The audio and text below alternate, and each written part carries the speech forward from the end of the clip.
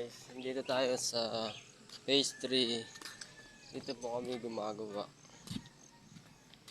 Ayun, yun, ginagawa po namin yun. So, naglalakad po tayo ngayon kasi pumerma po tayo ng attendance. Kaya po naiwan tayo ng service. Ayan, naglakad, pero okay lang naman kasi malapit lang. Sanay naman tayong maiwan, ganyan. Charot.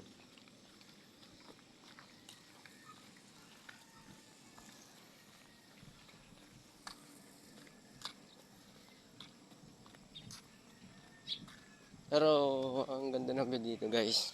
Kung makikita nyo. Siyempre nakikita nyo anino ko, kaya maganda talaga.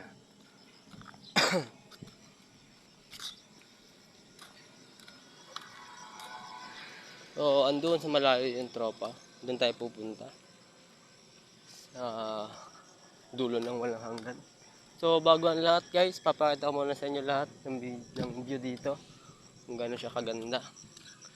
Yan, guys. Ayan. So super ganda rito. Pero sa akin bali wala na lang kasi halos araw-araw na lang ako nandito.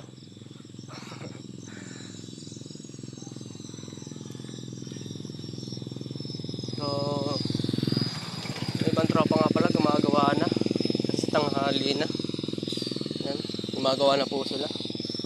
Pero kami 8 to 5 po pasok namin, kaya okay lang akong alas 7 na po makapasok. Kasi alas 8 naman yung simula namin. So ayun nga, kasi sipag ng tropa. Shout out sa inyo lahat. Ayun tropa, dumaan.